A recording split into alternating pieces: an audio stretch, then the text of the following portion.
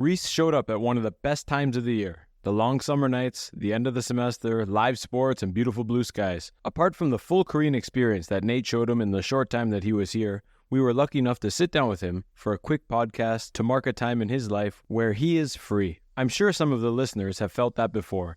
Early 20s, different country, meeting new people, most importantly, viewing everything through a pair of Mark Brown rose-colored glasses. Have a listen as we unpack some of his travel stories and his experiences and reviews after visiting multiple professional sports stadiums. Reese, my man, very happy our paths crossed, even if only for a short time. I hope you leave the peninsula with all good memories, thoughts, and feelings. Best of luck going forward, young fella. You are now tuned into This Korean Life with your hosts, Brian and Nate.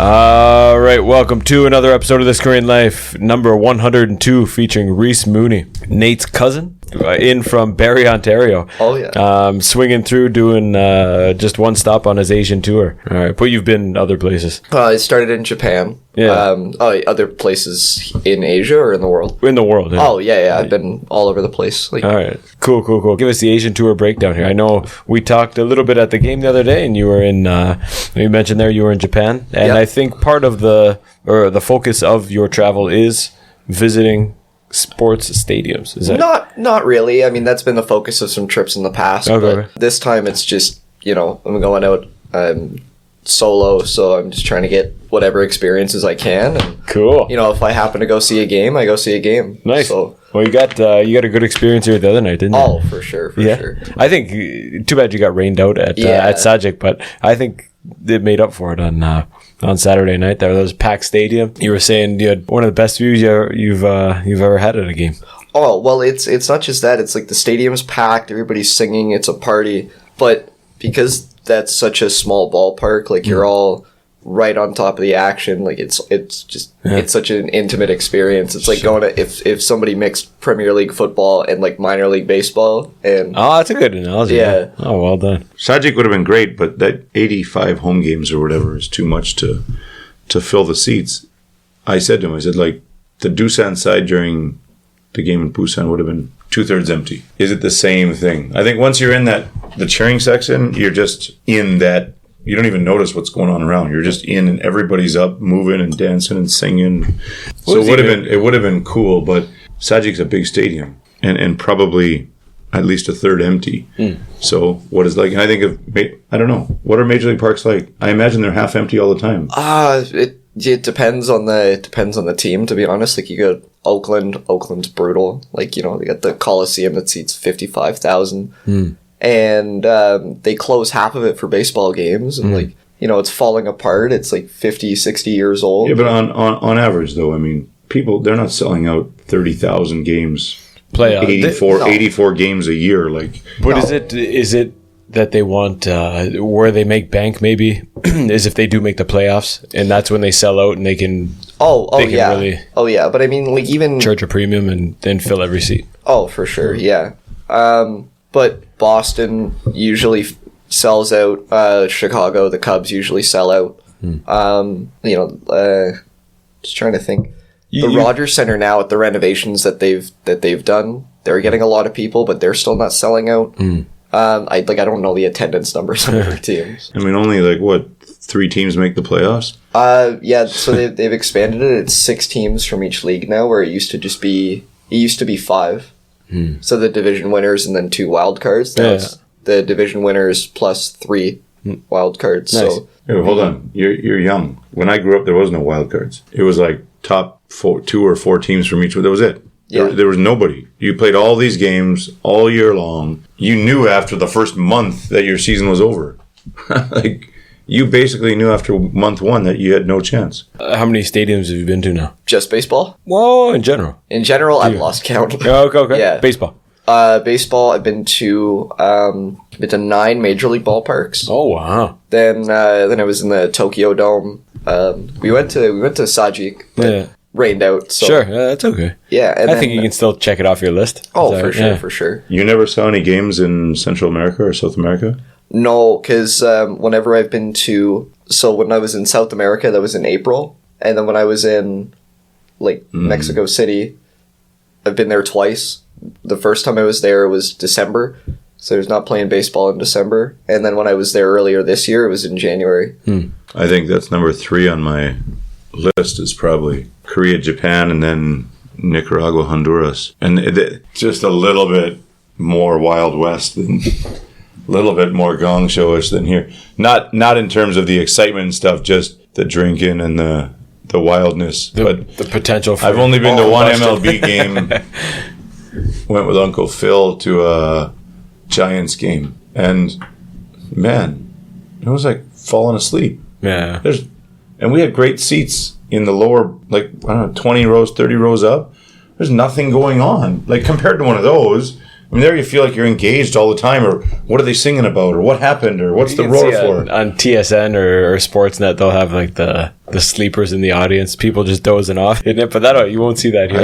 I'd be dozing off. We go to Mom and Dad's in Dunedin there in the winter before, and go to spring training to the Jays games. Jays, Yankees, awesome. $10, $15, and there's like, it's a AAA park or AA park or something. And everybody's sitting there, okay, this guy went to second, this guy got a strike. I was like, oh my God. But I think it's like a mental exercise for older people. Well, counting. And some guys, they keep the score sheet. They keep their own active score sheet. Brian moves to second. Pass pitch, Bozo goes to first. 2 balls, whatever. And just... Don't get me wrong, that kind of thing is fun. But... that's not how you're gonna... Like, baseball has been trying to get younger fans and newer fans for years. Sure. Like, when I was... Every baseball game that I've been to in the States, they're passing out scorecards with the programs. I didn't see that once in Japan. I didn't see it once here. Like, it's just not something you do. Because you go, and you're chanting, and you're singing, and you're cheering the whole time. You're not, going there to... write notes. You're not going there to... Absolutely. Yeah. Well, it's a party here, man. You had a couple of different experiences between the Tokyo Dome and here. Can you tell people what they're like? So or comparisons to home, maybe? If you've been to the Sky Dome with the roof closed, then you've been to the Tokyo Dome. But just the atmosphere in Japan, the atmosphere in Korea, it's 10 times better than even the best atmosphere I've been to for a Blue Jays game. 2015, 2016, we had Munenori Kawasaki on the Blue Jays. And, he just blew up. Like, everybody was, 50,000 people chanting, Kawasaki. Yeah. Like, that was awesome, but that was for 30 seconds every time he would come up to bat. Other than that, it was just, silent, the normal... Everybody's talking, so you get that little buzz, but... Absolutely. No chanting. I like that. Even if you got a 138 batting average here, they're calling your name like you're... Oh, I mean, I was trying to explain before the game started, like, you could be down 10 runs in the bottom of the 8th and get a base hit and people lose their shit. Like, they just go bananas. Even if there's no hope for a rally, it's just... Yeah. What a nice rally at the end of our game. There were a couple. I think they had one going in the 8th, and then in the 9th they got a little bit. Well, they had the bases loaded early in the 4th or something, and then in the 9th too. Oh, dude, couldn't do it though. Couldn't seal the deal. If they just got a base hit and walked it off, that place would have fallen apart, man. No doubt. What did you think about the security and the concessions? Oh. Reasonably priced beer and food.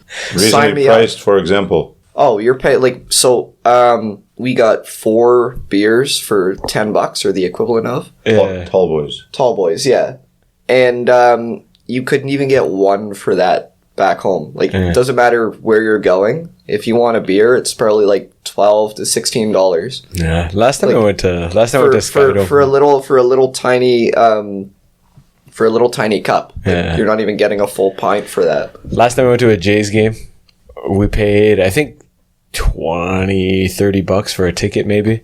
But then as soon as you walk in, boom, open your bag, take out all your wraps and whatever you're trying to bring in. Then you go in, dude, I spent $100 on beer. It was... I remember bringing Head-On to a Blue Bombers game. We had Subway before we went. and she didn't eat her whole sub, so I had like a third of a sub left. And the guy says, "Open your bag," and he takes out a third of an eaten sub. He said, "You can't bring that in." What? What? Like, what do you mean? Oh, Meanwhile, here they're bringing in Costco pizzas. The guy in front of me going in had a cooler. I had a backpack full of snacks and stuff for the kids and drinks, whatever. But this guy comes in, he's got a full cooler. I'm like, wow, they're not checking anybody. He says, "Can I see in your cooler, please?" And he goes, "Yeah, I got 15 beers or whatever."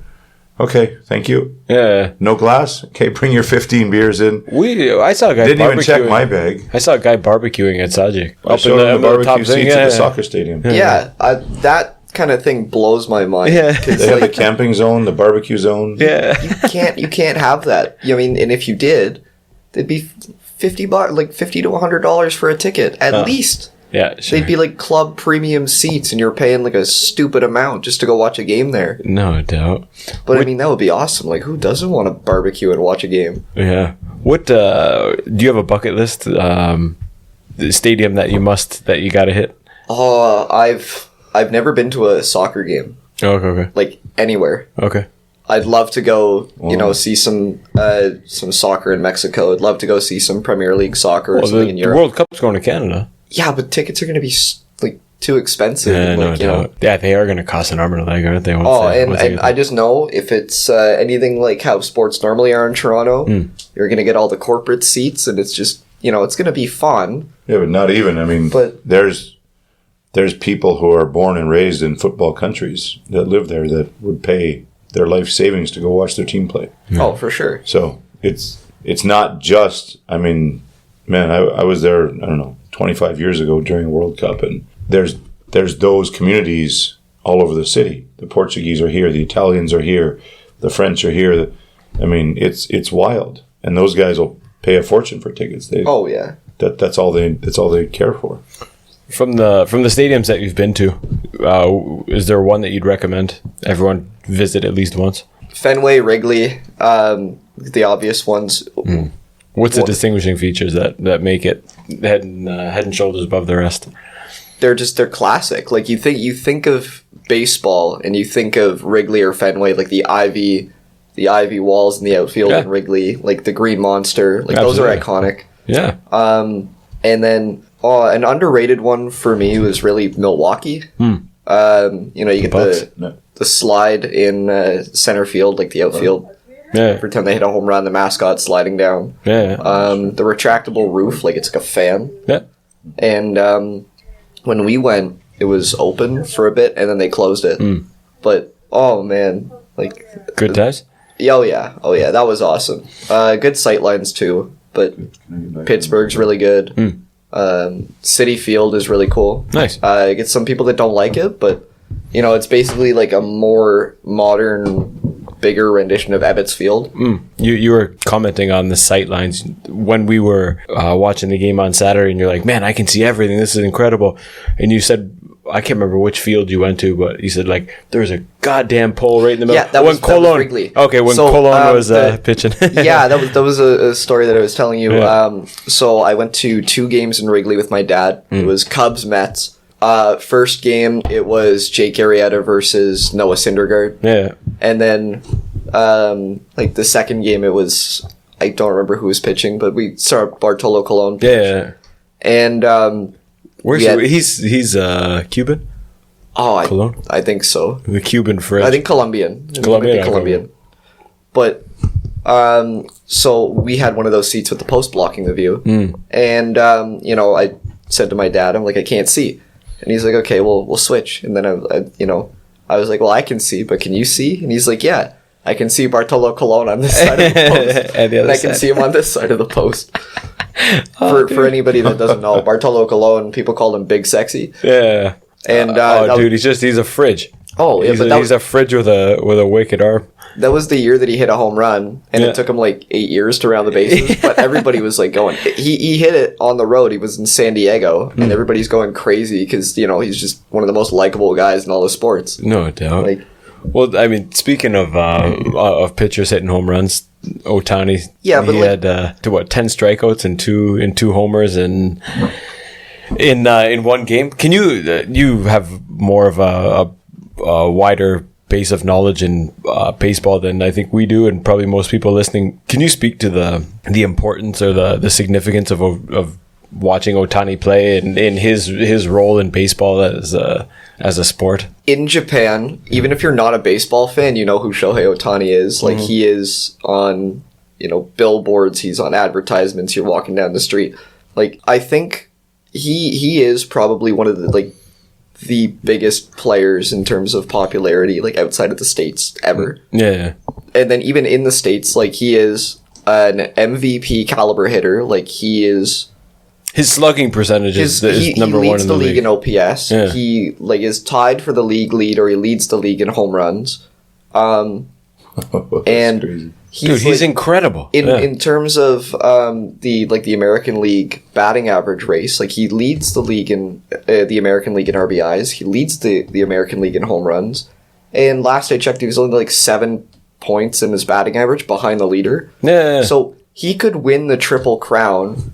And he's pitching like an ace. Yeah. So, like, that's not even video game numbers. That's just, like, stupid. Like, I'm not even putting up these kind of numbers in the show. Like, but my question is the other side of the spectrum. Why aren't there more guys like this? When I grew up playing baseball, the best guys were the best pitchers and the best hitters. Not at the professional level. But that's what I'm saying. So growing up, you pitch, you hit. The pitchers were always the best hitters. And because they were the best athletes. That's always how it was. I mean, your best athletes adapted and learned how to pitch faster and better than everybody else.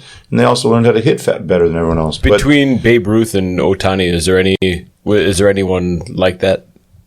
Babe Ruth was he came into the league as a pitcher. I think those guys are in a class of their own. Like, the only other people that I can think of, like, they might have tried it, but in terms of just pure pitchers, Zach Greinke could mash. Madison Bumgarner had a few home runs. Like, but they're not anywhere near. No, they weren't. These guys. We're talking about this is consistency. We're it's not even that. Babe Ruth and Shohei Ohtani are two-way players. Like, they, pitch every 5 days, and then when they're not pitching, they're they're hitting, they're DHing, or they're like whatever. Yeah. But what those guys would do is, like, in the National League, for the longest time up until like last year or the year before, pitchers would hit. And then Major League Baseball introduced the universal DH. Oh, the whole league is DH now? Whole league is DH now. Since when? Since like last year or the year before. Okay. Yeah. Which, I mean, I like, you talk to So people, where does he hit on the lineup when he's pitching? He's the pitcher and the DH? Yeah, so he would be the DH, and he probably still hits in the 3 or 4 spot. But they erased they made universal. Yeah, DH. so I don't mind it, but I still prefer having that difference. Like, the American League is the DH, and the National League you let the pitchers hit. But like, the pitchers who would hit home runs, they're not DHing on days that they're not in the field on days where they're not pitching, when they're not required to. Yeah. Does Ohtani play in the field? He might once or twice, but he's primarily DH when he's hitting. Wow. So when does it segregate? Why aren't there more of these guys? Like I said, going through, I mean, because even in football, the best guys play both sides. Right, but hey, coach, I'm not tired playing like 4 down. You specialize once you. Yeah, like once you get in the States, it's once you get into high school, you pick like, okay. But hold on, what coach is saying you cranked homers last year? Now I just want you only pitching. I don't understand that part of it. If you want to get to the higher levels and be the best, you have to. I think a lot of the focus is you have to pick one and master that one thing. Yeah. Unless you're like a Shohei Ohtani, where you're just great at both. Yeah. Because if somebody is, that's where I don't know. But if somebody's like a generational talent in both, you're not going to be like, hey, pick one. But my question is, how many guys have been convinced out of? Hey, no, listen, you're a pretty good pitcher. Your hitting's decent, but let's just focus on pitching. Oh, okay.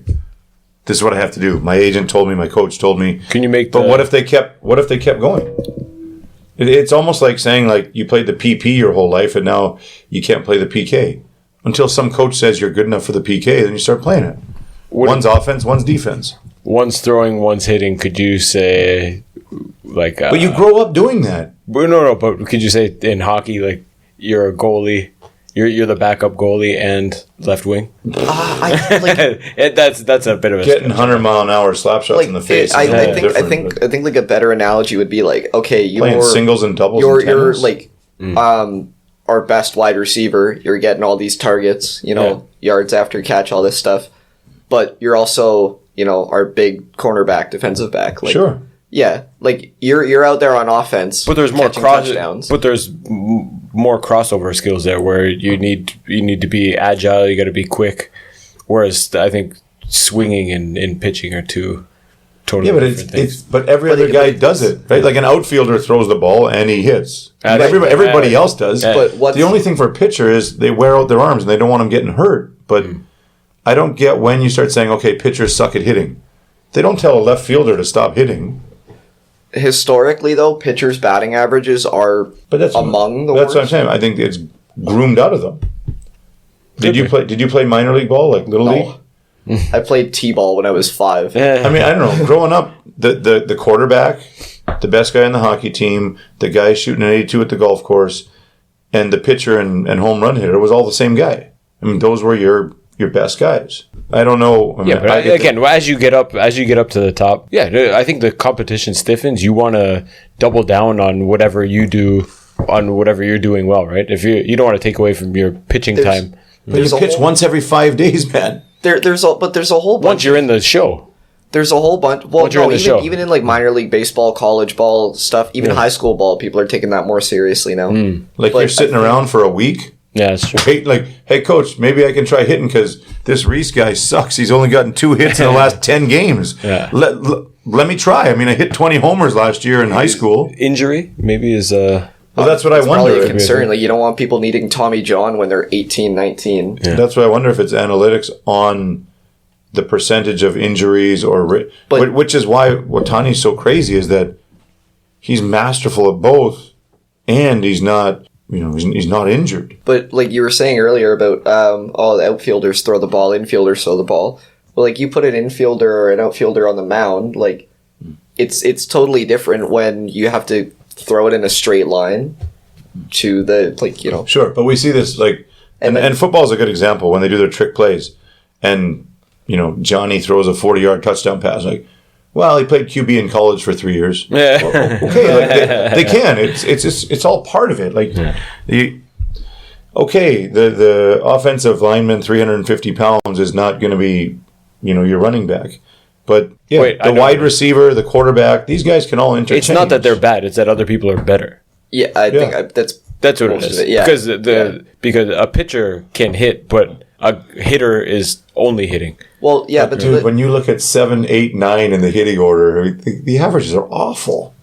Well, what was the worst guy on the Giants the other day was hitting like 224. Yeah. Like that's passable. If you're hitting sub 200, that's bad.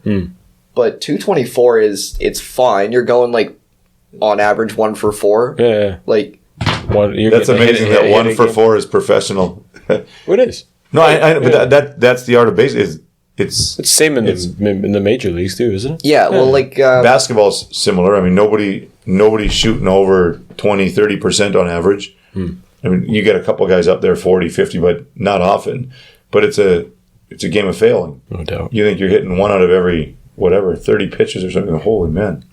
What do you think of the pitch clock? I like it. How's it changed? You've been watching baseball for a while now. You said do you find it was that implemented to speed it up? Yes, keep people interested. No one wants to sit there for 4 But I mean, hours. for the young, you said they're trying to get young generation kids in. That's because what's the violation? If the pitch clock is exceeded because of the pitcher, then it's an automatic ball. If the batter's taking his time too much in the box, then it's an automatic strike. Oh, I didn't know that one. Yeah. Interesting. Because there's a few of those clowns too. Yeah. Have you ever seen someone get beaned twice and then the pitcher walks up and bows to him, like on Saturday? No, that was so takes off his hat. You bean somebody twice in North America. Oh, they're charging the mound faster. You can say, whoa, let me bow real quick. No doubt. Oh man, like that was awesome. What about you've been? I don't know if we're talking on Saturday. I don't know if it was you or your parents have been to some like historical games. No, that was my dad and my mom. So I was born in Seattle in 2001. Yeah, and my dad went to a few games. So he showed me pictures of. He went to the first game after 9/11, like in Seattle. Wow. And you know, my dad's the one that's like, oh yeah, this is odd. My mom's like, yeah, I was there, but she doesn't really think, yeah. And then they also went to the game where the Mariners tied the American League single season wins record with 116. Oh, And that was also the game that, it was same year. Randy Johnson exploded the bird. Well, in the preseason. You remember that? Dude, that'll never happen again. Oh, no. That'll never happen again. I think it did, like, a few seasons ago. No. Someone murked another bird? Yeah. That Johnson one is legendary. Oh, yeah, and Dave Winfield, too. Dude, he just got that big-ass sidearm, just whoop, boom, and you see a poof of feathers. Randy Johnson threw heaters, so you know there was the bird. He was 102, 103, wasn't he? Yeah, like the bird just exploded. There was no chance. But so same year as those other two games, preseason. A-Rod just signed with Texas the year before. Yeah, he's coming in. People are throwing Monopoly money on the field because he just signed like a massive. What was it? It seems so cheap now, but it was like $50 million or something. Like he signed. I remember when he signed with the Yankees. With the Rangers, it had to be like 350 or something. Okay, but I remember his big signing with the Yankees, like the monumental. It was huge. It was like $52 million. Everyone's like, "Whoa, it's way too much," and that was over 5 years or 10 years.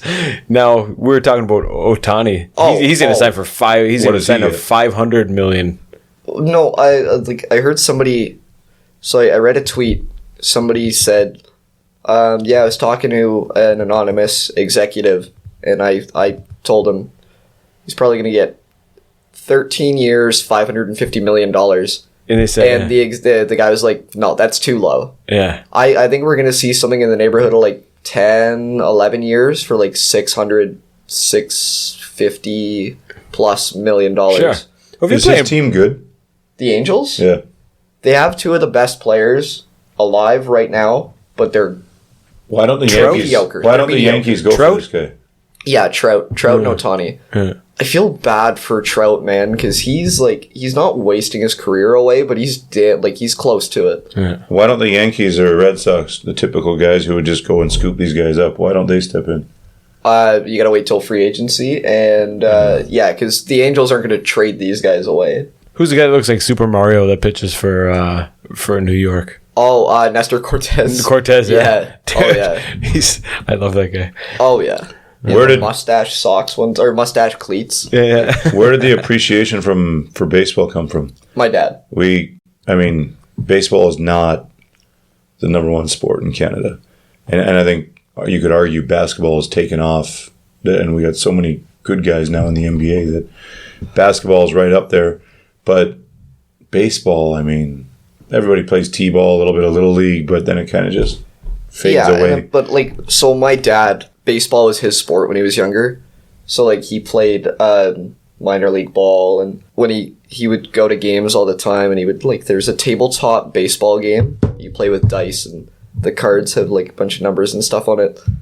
He played that in the 60s, and then all through high school, and then took a break, and then introduced me to that, and that got me into thinking of baseball as strategy and not just a game that you play. Oh my God, there's the more just within the past few years I've realized that there's so much more than throwing and hitting. It's chess on grass. Sure. Yeah. But and then in the 90s he would cover the Ottawa Lynx, the AAA team for Rogers in Ottawa. Cool. So he was doing the play-by-play and stuff, and then he would go down to the field and do the on-field interviews and stuff after. Oh, cool. And, he's interviewed Chipper Jones and a bunch of other guys that have come through. And oh, that's cool. Yeah, but that's awesome.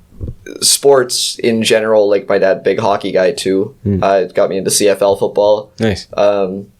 basketball and baseball and stuff. So, a lot of my knowledge and stories and experiences in sports I got through him. Come to the old man. Cool. Yeah. And he wrote a book.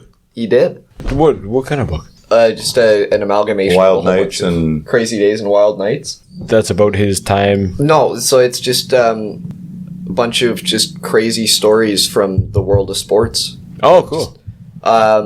There was like Dollar Beer Night in Cleveland. He writes about that. There was What about I've seen...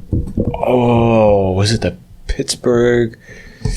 Was it the Steelers? That they were all out doing blow the night before the... Is that a famous... Was it the Steelers? They were all out I know the partying. Lakers were notorious.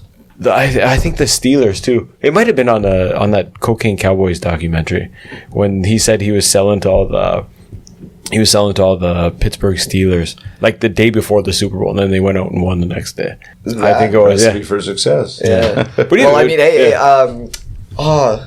is it a dog? Dennis Rodman's got some great ones too. Fly to Vegas with Billy Corgan of the Smashing Pumpkins. Yeah. Party all night, come back, Yeah. grab 50 rebounds. Oh yeah. Win a championship, no sleep. when he took that break in the middle of the finals to go to Vegas and then came back and dropped like a 30 rebound game. Oh, or something. dude, it's incredible. We're never gonna see another guy like Dennis Rodman in the league for sure. Like, But I just love how, I don't know, How many guys are friends with Kim Jong Un? As a, did you hear you must have heard the Rogan interview when he With Rodman? No, with Billy Corgan of the Smashing Pumpkins, who's good friends with Rodman, being from Chicago, right? And he said him and Dennis were so close during the Bulls run, and he said he hadn't met him in years, and they ended up being at the same restaurant, and the waiter knew they were friends. He went up, he's like, "Yo, Dennis is here." So they went and they met, and they're having drinks and dinner or whatever. And Rodman's like, "Yo, man, I gotta take a piss." Fuck, doesn't come back. He goes, and that wasn't out of character for Dennis just to leave and not come back. He goes, "I swear to God, I woke up in the morning and the thing on the news is Dennis Rodman is in North Korea." He didn't mention. He said they were drinking all night. Didn't whisper a word of it. That's a great story. oh, man. that's awesome. As a young fan, I loved the Bulls when I was younger. And I used to think these guys were like not doing any crazy shit, especially in big games. Because as a young fan, you're like, "Oh man, you guys gotta make sure." I was thinking like, "You gotta go to bed early. You guys got a big game tomorrow." Well, Rodman's out crushing. Yeah, but even right now in the hyper-focused world of sports, Ovechkin's sucking back Dr. Pepper's on the bench. that's yeah, or it's whatever he Phil drinks. Kessel, the newest Iron Man in the NHL. Oh yeah, he's like Diet Coke or Pepsi or whatever. But It's Gretz, water I never, bottle. What was the hot I never dog? knew Gretz That's pounded. Phil Kessel's the hot dog guy eating hot dogs out of the cup. Oh, dude. No, didn't. So was it the Leafs coach told him like he can't. You can't. You gotta stop drinking Coke Yeah, and he eating said, hot "Trade dogs." me." He's like, "No, I'm not playing for you." Oh, that's yeah, hilarious. yeah. But I never knew Gretz was pounding cokes at break and in between periods and stuff. Who was it? Like there were a couple of Russian guys. I think I heard Sergei Zubov in between like the intermissions and stuff. He had his own room where he would just go and smoke darts in between periods. Oh, yeah. Like that doesn't surprise me. That, Yeah. Like that was standard probably until the 90s. Yeah. That I remember working at the Gardens in Thunder Bay, and half the team would come out and smoke. Half the team would come out and smoke in between periods, and that was the Colonial League. That was the second farm team of the Senators. So yeah, it was that was pretty prominent, I'd say, back then. But the best player in the history of the game by miles was crushing Diet Cokes at intermission. 2 Diet Cokes, you say, in between periods, and score 3-4 more points. And to think now of guys who are, every muscle and joint in their body is accounted for by a specialist. And I mean, they won't even get within 1,000 points of them. It's crazy. So back to the argument of having the smartwatch. Sometimes I think the over analysis and whatever is too much. Sometimes think about too. Even if you're running in the morning or whatever, and you got like a little pain in your Achilles or something, that might get picked up by by one of those sensors. Like no, you gotta rest it. But if I don't know, That's what it does. That's what Paulie will say. That they say, hey, you're not ready to go. Your left foot's putting out 20 pounds more pressure than your right foot. Something's wrong. What are you doing? But that's also how that's also how they extend careers. Some guys have gotten busted. We had a buddy back home who crashed an ATV and he was boozed up and he played for the Leafs. And he told him he went and had surgery on his own or whatever because he didn't want to ruin his contract. He went and had private surgery and stuff, paid for it, everything. Went back to camp and they were like, something's off here. You don't have the same output in both legs. What's wrong? Like, something must have happened. No, I'm fine. Well, how can it be so different then? Something's wrong here. Must have slept wrong. and then it comes back and you find out, and that's what those things are for, so everybody wants to play. If it's the playoffs, nobody looks at it. But if they say, how you feeling? I'm good. And you go, well, you say you're good, but you're not good. Like it's showing you're not good. So I'd like to see that more of a focus on brain. Are you dizzy? Are you seeing stars? Hearing stories about like the lack of concussion care, even in the 90s and like, major junior hockey 90s still 90s 80s still yeah, true. But I mean, like, Bugard and those guys said, why does Crosby get to go and do this and my treatment is like 100 years behind what Crosby gets? Crosby gets a concussion tomorrow. He's in West Virginia at the Institute of Head and whatever, and he's doing all this stuff. But Ryan Reeves gets a concussion and they just go, he can handle it. Have a Diet Coke. Yeah, it's awful to this day. And Dan Carcillo, and there's a whole bunch of guys that'll speak out on it. But the league, I'm just surprised that the Players Association doesn't put more pressure on the league to do more about it. Yeah, it's incredible. Like, that's your life. Yeah, and you get concussed.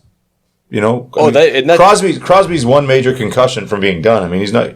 If he got a major concussion next year, I think he'd be done. Yeah, and he's not. He still has he was top 10 in scoring this year. Oh, for sure. Like he's still a great player. But he's had his bell rung. Yeah, I'm shocked at how. I think some people are more susceptible to it than others too, right? Of getting. And another story on that, Katie Weatherston played with my brother growing up in Thunder Bay, was on the national team, went to the Olympics. She got a concussion. And Hockey Canada kind of pushed her away, and she's still feeling the symptoms now. Like, she still has daily symptoms. Oh, wow. And she's just recently, like last year or the year before, come back to fight Hockey Canada and say, hey, if you say now you should do this for these people, what about me? Like, I came and you pushed my case to the side and told me here's $1,000 or something. $1,000 for lifelong head problems doesn't do anything.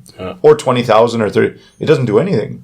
So yeah, it's still a huge issue. Let's pivot here and get into the travel stuff. Sounds good. What starts it? What gets is it looking at cousin Nate over here traveling around the world? What?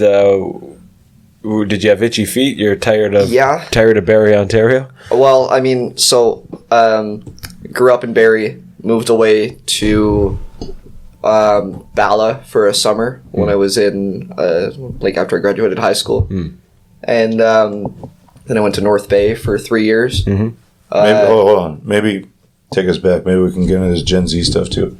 You graduate high school. No intention of university, or no, I was persuaded out of it, or no, I was accepted and stuff, and it was what I wanted to do. And then, right before I moved to Muskoka for the summer, I was like, I don't really know if this is something I want to do. So I just kind of went into it half-assed, and there's something happened in April that kind of that was, and then basically I just kind of went in, didn't care about school, didn't care about this and that, so. Dropped out, and then went so back. You entered uni. I entered uni. And you were what, 18? 17. Yeah, late birthday. Yeah. Okay. School starts September. If you're the late guys, you're 17. Yeah. Which seems crazy young. Like, we talked about that the other day. Dude, I started 18. It was like, how did I get through? I can't believe I didn't drop out. That's totally understandable. Oh yeah. We talked about the English usually do a gap year. The guys from England, they'll go travel or whatever, and that, I mean, you know now. Volunteer work. Yeah. Anything except high school to university. I almost think it should be a policy that you take a year off, unless you're hyper focused and know exactly what you want. Yeah. take the year off, and if they say, "Oh, you won't go back, you'll get out of it, you'll enjoy it too much," No, you will. Hey, well, if you enjoy it too much, then you're enjoying your life. Yeah. If you run out of money or something, you think I need a job, then maybe you'll go to university, but maybe you'll start a trade, maybe you'll start something else. Did you have the feeling of like you don't want to waste time and you just want to get that shit out of the way and then? Like get school out of the way? Yeah. Yeah, a little bit. I was just like, well, because I felt the pressure of like you have to figure out what you want to do when you're like 16, 17. You don't like, know? God damn! Oh, But Unbelievable! What is How do you not have it the figured out? counseling and stuff like these days? Like, I think when I was in grade 12, I think we had like 20 minutes each of counseling on you going to university. I mean, it might be good, but I had resources and I didn't use them because I was a little stubborn, and I was like, hey, I don't need help. Like, yeah, and so if I could do it over again, I'd use the counseling and actually put some thought into it instead of just that's everyone. Don't worry. Oh, for sure. But not just you. But that was part of the whole transition to University One. I don't know. Is that in Ontario, University One? No. It's like, only Manitoba? Yeah. So it was I don't need fact checking on these, but it was a very high amount of students, a majority of students changed their majors after first year. And they couldn't transfer the majority of the credits to their new major, whatever it was. And they said, well, let's just make an open year in first year. If you know what you want to go into sports science, you can take a focused approach. But it wasn't good. Everyone's like, no, 1 more year is crazy and 5 years for a bad. I said, no, still 4 years. The first year is just open and you explore a lot of different areas. Yeah. And then you declare your major in your second year. All it means is that if you knew what you wanted, you'd have more electives in your chosen field than someone who didn't. Someone who didn't was free to take electives from a whole bunch of different areas. And I believe the results after this were dramatic in that people had varied experiences, and now they thought, okay, now I want this. And they went and did it. Yeah. Well, talked about the open courses. They do have things like that, like pre-med, pre-health sciences or whatever. So it's like a more specialized generalization track. Yeah. It's like you go in and you'll do a little bit of this health course, you'll do a little bit of this one, a little bit of this one, so a little bit of nursing, a little bit of dentistry or whatever, a little bit of anesthesiology, a little bit of this. Yeah. And then afterwards, it's like a 1-year program. Then you go into what you want to do. Okay. And, but yeah, like I was doing co-ops and stuff in physio clinics when I was in grade 11. So this was something that I was on the track to do. And then something pivoted and I was like, I don't really know if this is what I want to do for good for you 20, for 30, 40 years. Good for you for stepping out, man. A lot of people get stuck in that rutted path there and don't want to, I've already done it for 2 years. Fuck, I might as well. Yeah. What is the next 40? What is the perception of the co-op? Co-op seems like something I would have loved doing. Well, and I did never do a co-op, but now my nephews are doing them, and they love it. They're not study guys necessarily, or they like some study, but they like the hands-on. And they both, Ethan and Nolan, both did it with an electrical company, and they love it. And now they're starting their licenses, and I mean, why is the co-op have a negative? I think when I went, it was like, no, that's easy, and it doesn't do anything for you. If you want to go to university, you don't need the co-op. The co-op was kind of like... Well, we got sold the university dream. Like, if you want a job, you better go to university. And I think the co-op... I think the co-op wasn't conducive to getting into a good university or whatever. You didn't need it. Take more math and sciences or something. The co-op was go right to work after. But what was... Which was looked down upon for some reason, but... Like, co-op, if you take it in grade 11 or 12, like, it's not always you go right to work after. Like...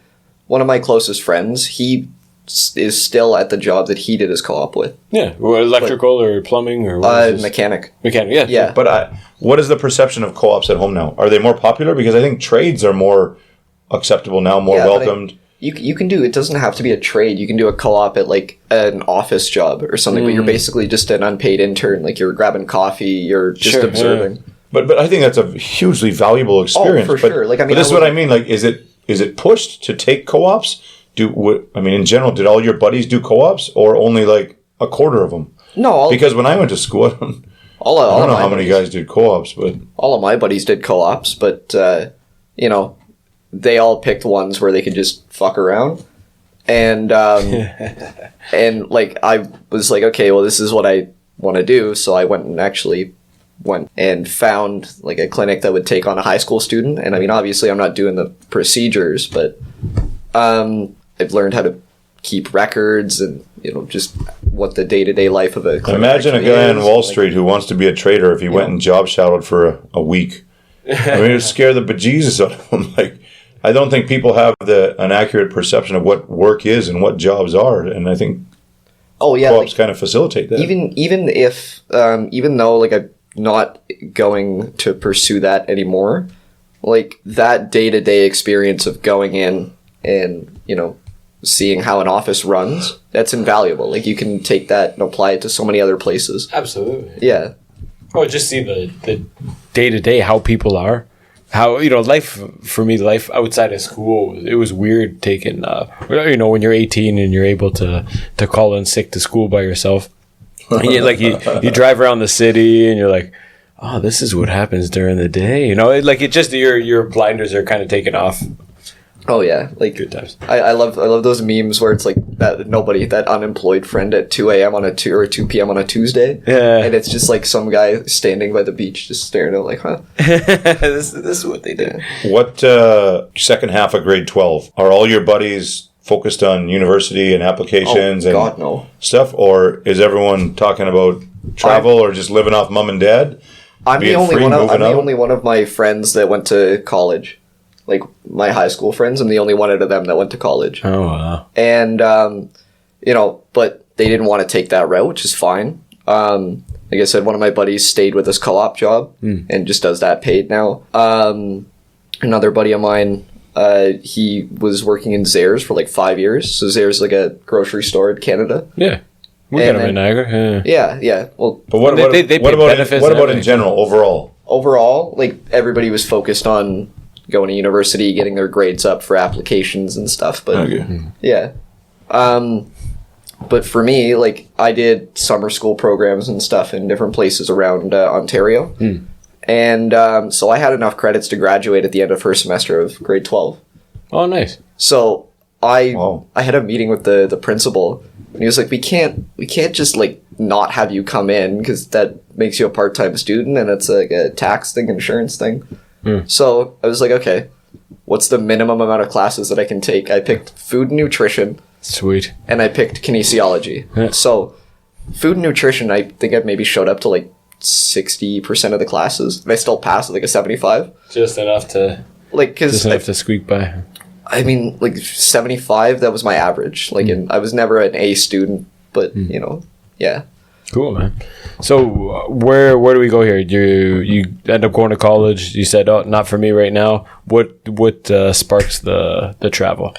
How do we decide to buy our first plane ticket? So there's still like a 3-year difference because I was 18 when I dropped out. Oh yeah. Oh shit. Yeah. Never mind. Yeah. So COVID happened. Everyone has to move back home. The girl that I was dating at the time, she was still in college. So. We moved back for a few months, and then August of 2020, we're moving back up to North Bay, stay there for about 3 years. Yeah. And so I just found a job in a kitchen, worked there the entire time we were living in North Bay. When was this, 2020? 2020 to 2022.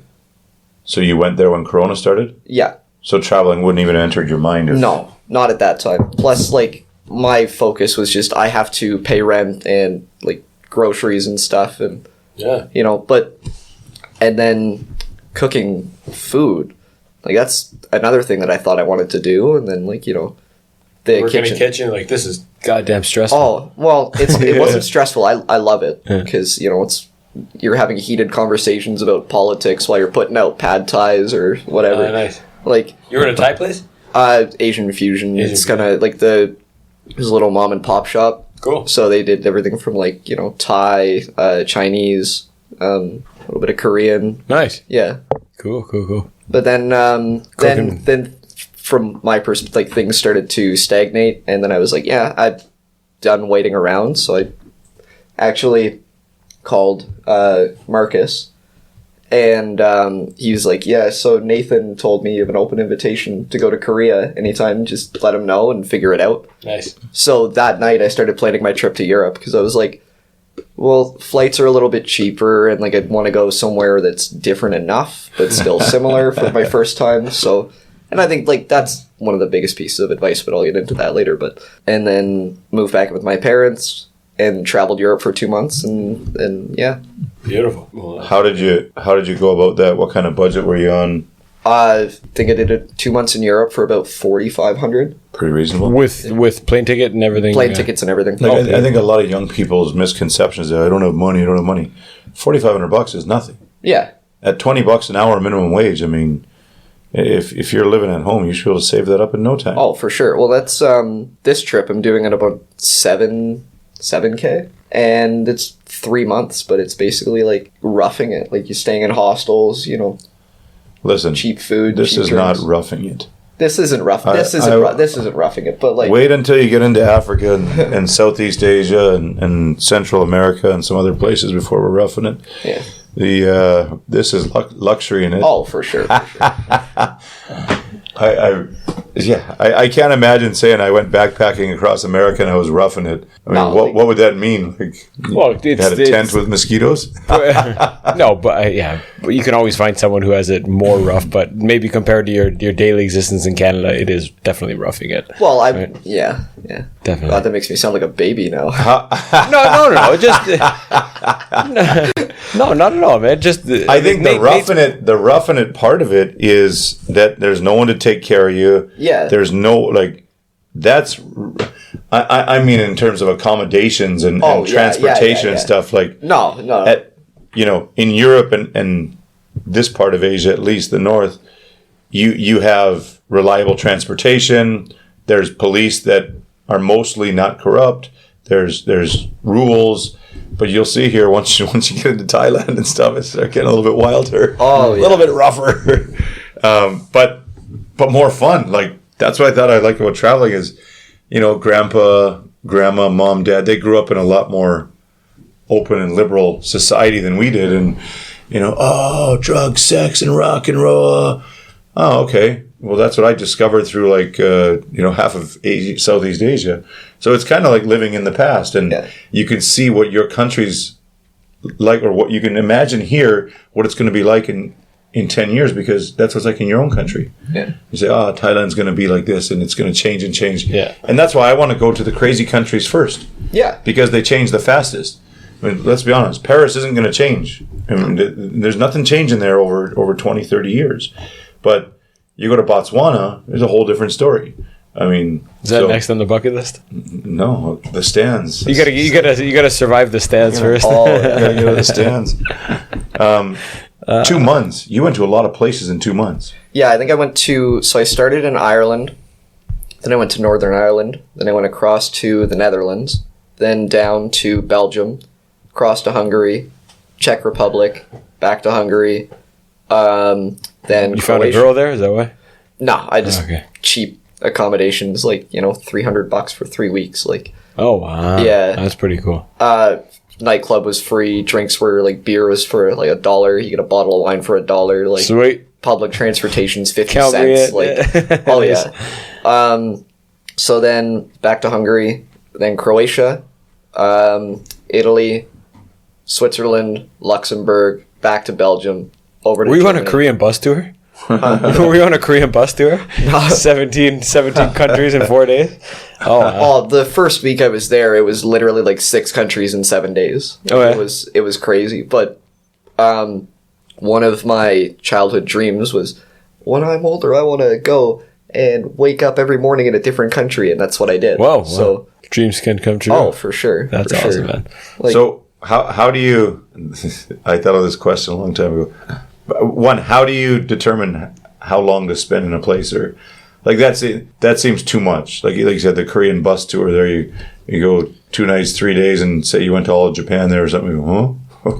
Well, I don't have time to go to the bathroom. How'd you go to so many places? It's a little different. Like, so this trip, I'm looking more at length of time versus experience. When I was in Europe, I was just like, yeah, I want to get as much in as possible. And now it's just like, okay, I don't need to go to like 50 different places in a day. I don't need to rush through, and I just want to take Europe's my time. different because some of the countries are fairly small and you can get around fairly easy. But oh yeah, I found this in all different times of my trips.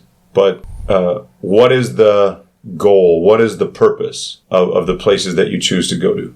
Is it cheap? Like when you say Northern Ireland, Belgium, like what is the... So how can I get to the next place as cheaply as possible? Okay. I thought you're throwing darts at the map. No, but what about like enjoy the place first? Oh, I had a fantastic time in Dublin, and I was there for one night. But like, I drank Irish whiskey, I drank Guinness, I got absolutely smashed. But I mean, that's that's what I wanted to do when I was in Ireland, so I did that. And then the next day I went on to Belfast, did the same thing. And everyone's got different travels. 100%. But I wonder if this, I'm trying to find if it's a demographic thing. Well, so being around the bush, the question is it a country counting thing? Kind of. Because typically, in my experience, the young guns are out there to say, I went to 72 countries, blah, blah, blah, in 73 days. But like that's not no. That's my question, or that's what I wonder, like, are you out there and do you think of it differently now? Because my first big trips were 2 years and it was just stay in a place until it wears out. Yeah. And when it's not fun, go to the next one. But I never wanted to be bounded by time where I have to be here because I got to be there to catch this train to get there because I booked, like you said, okay, I just booked Kuala Lumpur, Bangkok, and Singapore. And I was like, wow, that would just give me stress thinking I have to be here, I have to be here, I have to be here. But the thing is so when I landed in Tokyo, I already had the flight to Korea booked. And that's part of, for me anyways, that's part of the fun is like I'm landing here and I know I have to get here at a certain time. But aside from that, I can go, up to the north and then back down somehow, or I can go anywhere. And then it gets you the fire lit under your ass too, not to waste any time. I'm not going to do it tomorrow. I'll do it tomorrow. Yeah, but it's still 3 days of hangovers going, I only got 4 days left and I got to be there. Oh, like there's a 5-hour bus ride and you're absolutely like... Oh, jeez. But I don't think anybody's ideal trip is 1 day in Ireland. No, well... But that being said, if you only had 1 day, everybody would take it. Yeah. So, going back to what you were asking before, now I look at it differently because now I'm not like, I want to go as many places as I can. Now I'm like, if I spend like 2 days here, I've been here, but have I really been here? Like, that's... And that's my perspective. Like, you come here... Okay, now you can say you understand Korea. I mean, you get to talk to my kids. You get to see how we go to work and come back and travel. And you've seen. And in Japan, you've seen it a little bit different way, but you've experienced it after a month. That's why I said, like, what's the goal or the objective? And everyone's different. Those British guys on Gap Year, I mean, it's wild. They say, I'm going around the world. And you're like, wow. But they're all on the exact same trip. Sydney, LA... New York, Paris, Milan, South Africa, Tokyo, Japan, back to the UK, and they're all on the almost the exact same ticket. And then it's I've been going around the world and I only got 1 month left. Where you been? These 4 cities. I was like, what? But even I don't know, man. It's hard to evaluate anything because you could spend a month here just getting shit faced every night, and I wouldn't say that you had a good Korean experience. Well, I mean, that's what I did. That's what I did in Hungary. I mean, we found a club that was open until 6 a.m. with no cover, and we smuggle beers in. Like, you get tall. You said cans. they were $1. oh, not in the club, outside the club. Outside, I got you. Oh, in the club, you're still like $5-6, but it's still cheaper than anywhere else. Sure. Yeah. So like you get a beer in one pocket, beer in the other. If like girls got a purse, we're loading up the purse, jackets, put them in the inside pockets. Like nice. You're like the Russians in Tombstone. Bottles of vodka. But I mean, like yeah, I spent 3 weeks in Hungary. It's one of my favorite cities. I went around, I saw some of the history and stuff, but So then compare those 2 months in Europe, whatever amount of countries, 3 weeks in Hungary, as opposed to 2 days everywhere else. Which one is there's good to both of them, but which one do you like more now? Looking back? Time in one place over that, but that's what I wanted to do at that time, so I don't regret that. Like, no, I don't think anybody regrets it. Oh, it just changes the way you travel for sure. But my thinking is the young guns come out and it's just country hopping, and it's a thing to have all these flags on your backpack. And you go, wow. But the same thing, if someone else has been in Europe for a year and took as much time as they want in each place, it's a completely different understanding of, I went to 62 places in Europe and Asia, but did 2 days each. Yeah. But hey, if I have the chance, well, what do you think? I mean, that's part of mine. Paying the plane ticket to go to one place for 4 days, I just think... Well, I was going to say, what do you think? I think the Koreans have a good...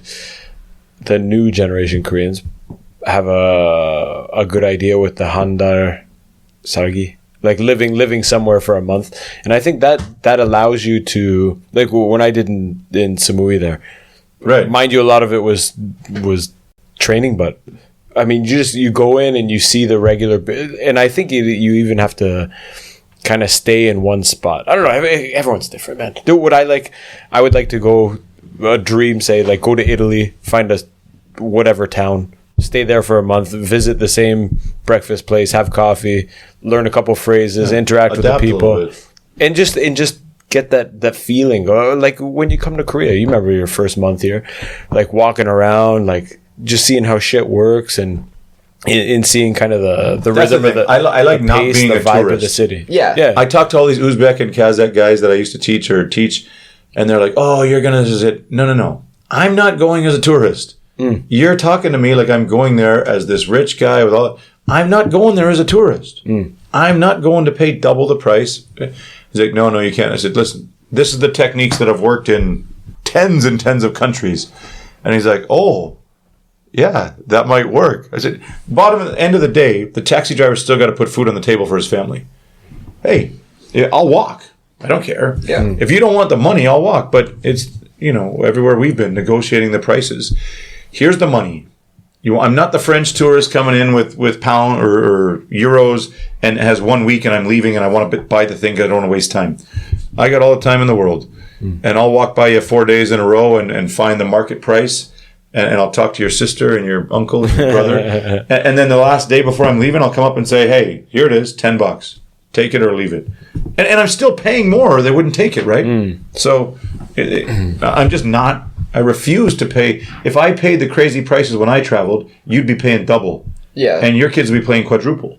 Nobody would ever pay 10 times for a Coke. You never pay $20 for a Coca-Cola. Why would you for a souvenir? One of the first questions I ask when I get to a new place is, where do the locals go? Because I don't want to... When I was in Dublin, it was like, if I had to go to one place, everybody's like, go to Temple Bar, go to Temple Bar. I asked somebody on the street, should I go to Temple Bar? They're like, no. So I was like, cool. And then I just walked into some random pub, had like a 3-hour conversation with a few guys, and like learned how to pour a pint of Guinness for the price of a pint of Guinness instead of paying $90 to go to the storehouse. There's something to be said though about visiting I guess Temple Bar's Temple Bar's like the what's the equivalent? Like it would be like Dundas Square, like that kind of yeah. Okay. But I think trips should have a lot of planned and unplanned. Have a lot of planned? There should be a balance between planned and unplanned. Yeah. You don't want to do a full, like, have no knowledge of anything going into a place and just being like, whoa, let me experience, because you could miss a lot of good shit. But you don't want on the other side, you don't want the Korean follow the flag tour. Yeah. Hey, right. I think the more research you do, the better trip you have. But people always say, how did you know to do this? How do you know to go there? We were talking about them at hostels. How do you choose who to chum up with at hostels? Like, there's a few different guys, and the moochers are the guys I just can't stand. Yeah. Get off my ass, bud. I know I've talked, I've reached out, I've read different, not just The Lonely Planet or Thor Guide or whatever. And oh, that sounds good. Okay, I'm in. No, you're not. You haven't done anything. You're just following along. Like, I don't want you coming on all the stuff I'm doing. Put some time. If you say, hey, I found this really cool place for dinner. It's where the locals go. Okay, hey, I'm going to this secret waterfall or cenote or something in Cozumel. You want to come? Sure. But there's guys that just linger around waiting for people, like not professional travelers, but guys who know what they want to do or how to bargain and get good prices. And I said, I don't mind doing it sometimes because there are some introverts that aren't. I'm just happy they're out of their shell traveling and getting experiences. But I don't like when it's just you feel like they're mooching and. Okay, where are you going next? I'm going to Myanmar. Well, I'm going to Thailand. I never thought. Okay, I'm going to Thailand too. Oh no! Listen, it ends here, buddy. You said you're going to Myanmar. Get the hell to Myanmar. I'm going to Thailand. But they follow. I mean, I had long trips. There's guys that'll follow you for. There's all kinds. So yeah, everybody's got their way, and I like that people are out trying and traveling. I don't mind helping people. I don't mind. I said the best one for me is. I'm going to Tokyo, you're going to Osaka, and I say, hey, don't do this. It's a waste of time. Yeah. Don't go here. And he says, hey, go to this place. It's a really good sushi place. It's got a discount on Fridays. It's all you can eat for $20. Okay. Yeah. But don't follow me around for 2 months or something. When I said unplanned, it doesn't mean go find someone and I'm just going to copy your plans. I mean, just leave the space open for something to happen.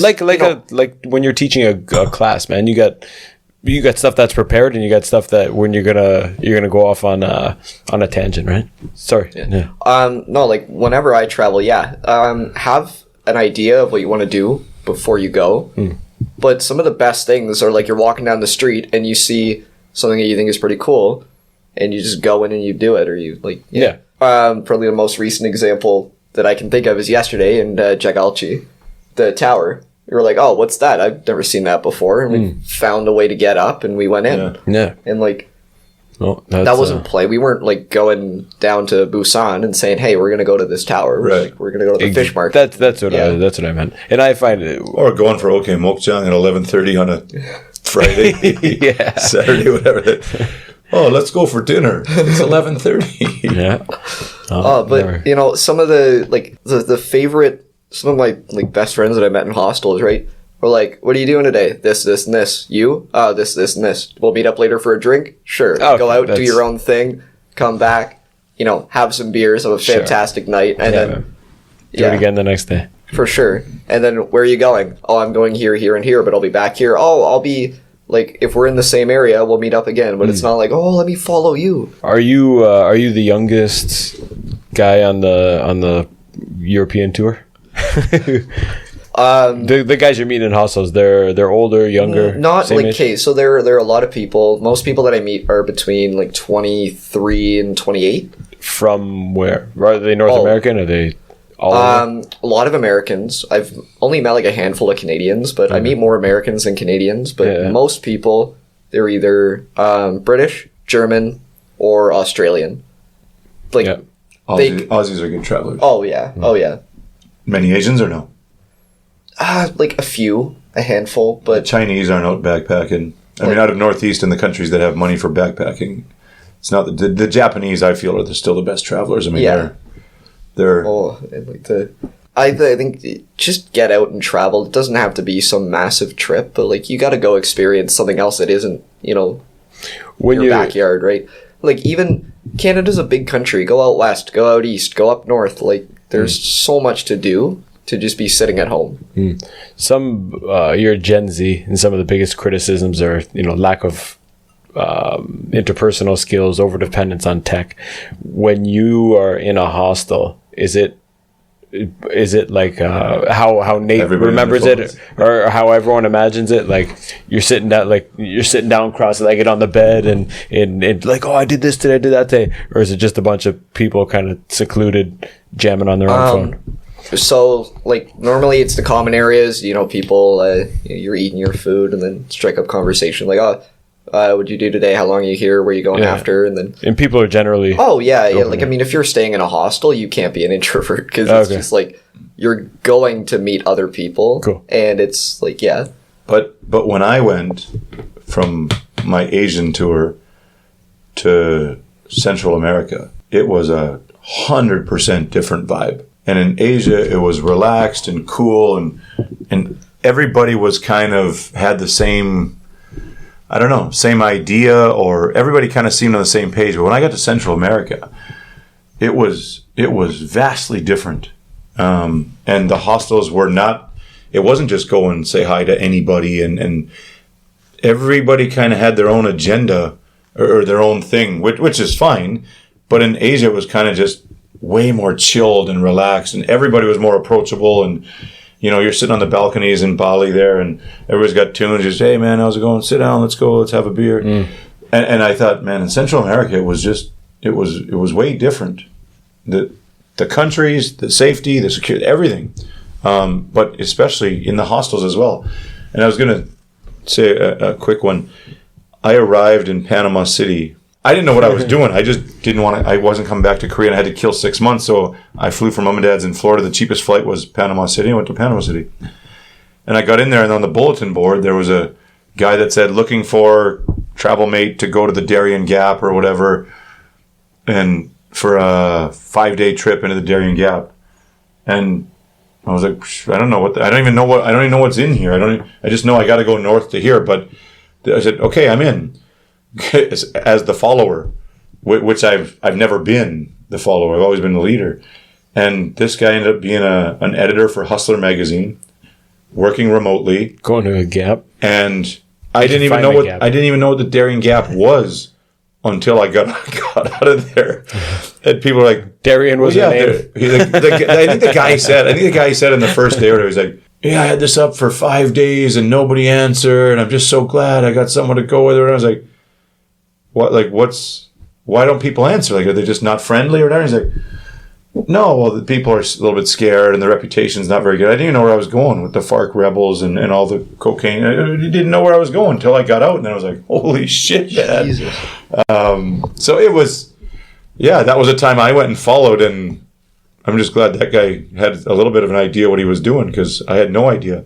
Sure. And it could have cost me my life maybe, but Holy. yeah, sometimes it is good to latch onto somebody and go. Yeah. I just had to get my feet wet. I mean, I would have been fine. That was on the board, and I thought, okay, adventure already. You got $100 or something for 5 days? Sure, let's go. Yeah. Cool. Didn't think of it. The Gen Z is also criticized for having a lack of resilience. What are some hardships you've encountered over traveling, and how did you overcome them? Hardships? Other than hangovers, I mean, have you any lost passports? No, I'm lost somewhere. Racism, discrimination. There was one time in Belgium where I had an incident where I went a little too far off the beaten path, and a couple of guys tried to take my shit, and so I knocked them over and got away as fast as I could. But other than that, I walked away with everything. Cool. Never lost my passports and stuff. And good for you. When you travel, you're prepared. I scan my documents, and my parents have copies of them, so cool. Just it's not like in Southeast Asia, knowing where the consulates and stuff are, embassies, if you need help. But other than that, not particularly.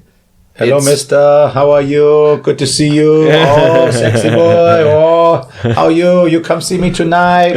Okay, bye-bye. Where's my passport? Holy shit, where's my wallet? My camera. Huh. That was a 10-second drive-by. They got my wallet and my camera. And all they did was pat me on the bum once and say I was sexy. I felt like the king. All of a sudden, my whole trip's ruined. Oh, man. Oh.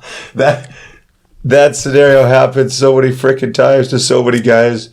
Oh, man. Hello, sexy boy. Me? Are you talking to me? Yeah. Oh shit. They love me here. I'm a god here. I just don't have my passport or wallet anymore. Oh man.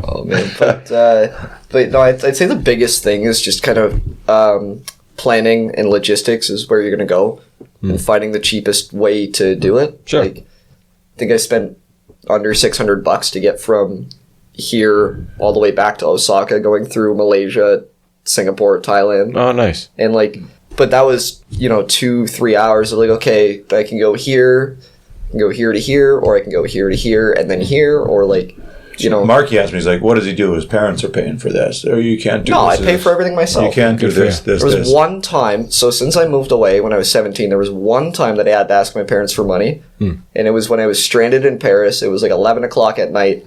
What a story. I was I sick. like it already. Huh? And I was just like, hey, I need some help. I just need a cab to get to my hostel before like midnight so I can check in. Like the bus rear-ended, or somebody rear-ended the bus, so like we were delayed for an hour while they sorted it out. And I missed the last train by like 5 minutes. Yeah. So I was like, I need a little help, like $20. Yeah. And I'll figure everything else out. Send me 100, and then like that lasted me for the rest of my trip. So, Sweet. like no, he said, and I said, Marky, you're drunk. I guarantee the flights are $100 to $200 for flights. Well, because you don't have to fly on any I carry on. It's not 1987 anymore. I said, dude, you can get a place. You can fly Toronto to Heathrow for $100 at some point. I got a round trip flight from Toronto to Vancouver in February, like 2 weeks. Oh, that's before like departure. $5,000. Like a week before. No, a week before departure. Yeah. Round trip Pearson to Vancouver, $170 on Flair. Jesus Christ. But that's incredible. So I said, listen, Marky, you're paying like maybe $10 a night for a place to stay. No, it's not when we went traveling. It's 2023. And then Jamesy, Southeast Asian king, and he says, no, in Cambodia it's this. And then who else was sitting there? AJ and Jeffy and Thailand. Whoever was in Thailand recently said, get a place on the beach. Jamesy, because he's still single and he still goes, get a place on the beach for $150 for a month. And Marky's like, huh? Yeah, you can get around cheap as pie, man. Yeah. In Thailand, I paid $300 for like beer bungalows for aircon, TV, fridge, little mini cooking station. $1.50 green chicken curries for lunch. Oh yeah. But I said, like, hey, Marky, you work for 2 months at home, you make $8,000 or $20 an hour minimum wage. Like, you come on, you could travel forever. Yeah. It's not expensive for sure. But I think that's just being out of it for so long. You still think it's expensive, or now with families and kids, you feel you have to stay.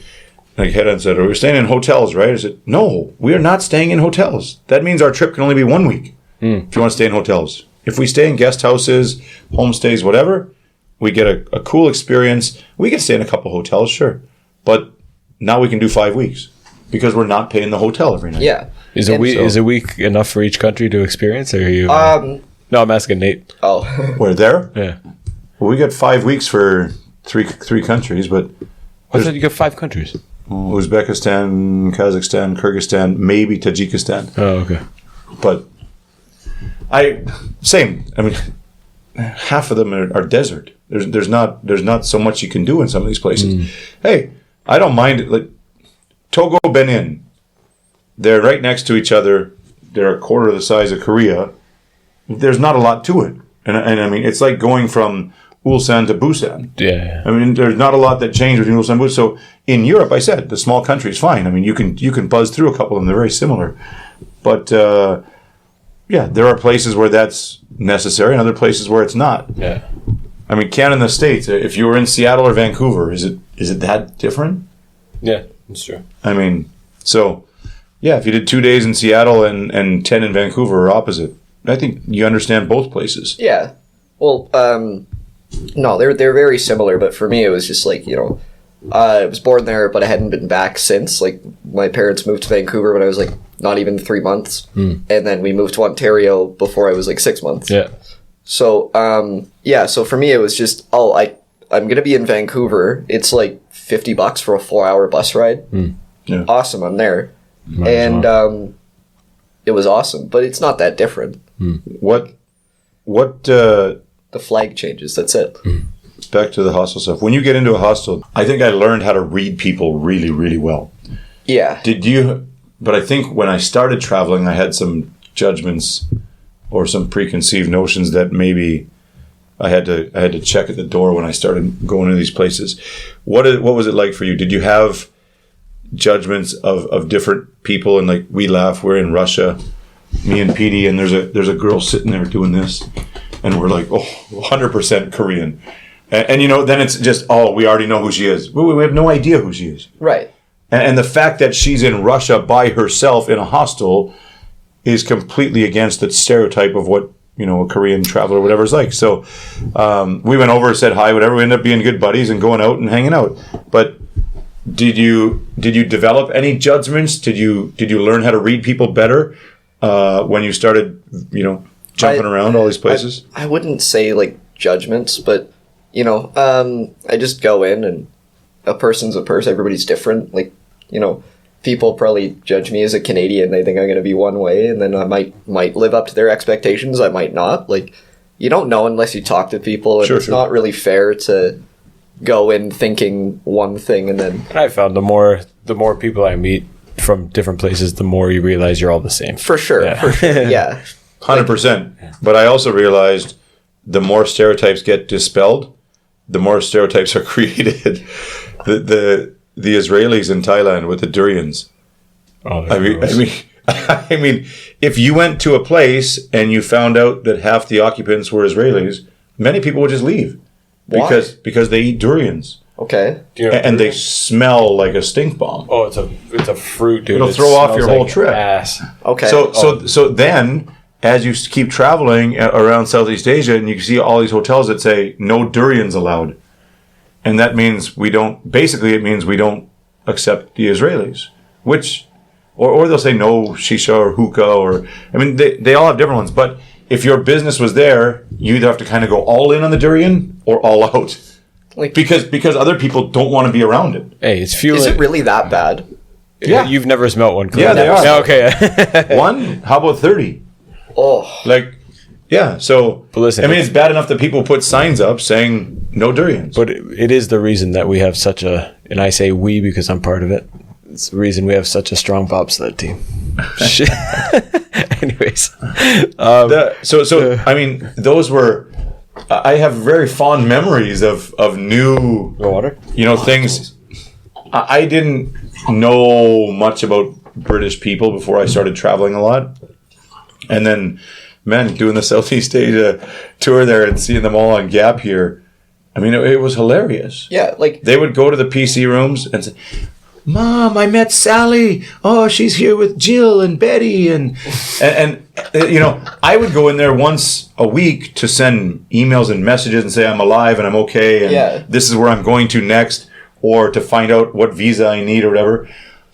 These guys, I can't have a drink now. I got to go and talk to my Betty back home or Sally, and they would meet their friends. They would leave the UK and they would come and they'd meet all their buddies from the UK in different places. That's kind of awesome though. And parts of it is, but this was something that I had to learn to. Okay, the British gap year people travel like this. The European backpackers are really wild because they can travel around Europe, but once they get to Asia, it's out of their comfort zone. Yeah. The Aussies are very just freestyle, go anywhere, do anything, open-minded. So you learn what people's tendencies are, what they're like. The Japanese were partiers, ravers, surfers, and just a whole lot of fun.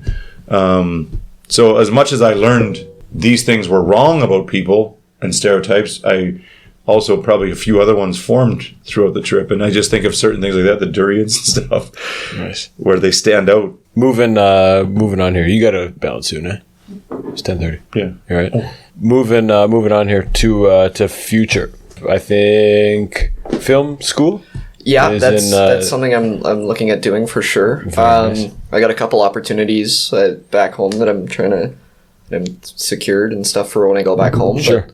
But, what's the draw to that? Do you have any draw? Oh no. Do you have any experience with it? What makes you? No. Get into no that? experience. Seems been cool. taking photos since I was like a kid, right? Oh, nice. I've got a good eye for photography, and I love movies, so it's just a way for me to put the two together. Nice.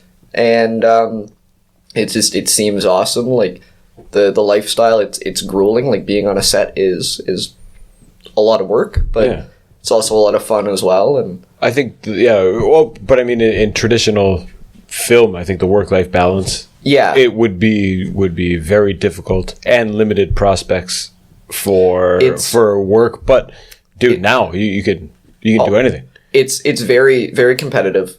So you gotta. But you don't have to do the traditional. Traditional way, right? You can go in and just get a bunch of experience and not go to school for it, and then people will hire you because you've been on like X number of sets, or like you have so many credits to your name as like a DP or something. Yeah. But so. Yeah, that's awesome, man. What kind of movies you into? Anything, but like lately I've kind of been more into. Please say horror. Please say horror. No, I'm not a big horror. Not a big horror guy. Like, you know, the classics like Poltergeist and the 70s Exorcist and stuff. Like, you know, that's cool. But no, like I can't do that kind of stuff. I won't doesn't scare me. You know, it's fake and stuff. But like, I won't sleep for 3 days. Sure. Like, no, what are you into? What kind of? More into like dramas, like art house, and you know, kind of independent stuff. Like give me a good raunchy comedy any day, and like have a couple beers, have some popcorn, just like laugh at some stupid shit. Cool. What's the dream? Director of photography, like being the guy that line up shots and, you know, walking around and scouting locations and, you know, just Cool. Yeah. Dude, you're 21. You can do it. Oh, for sure. There's no reason you're not going to come back here for TKL number 201.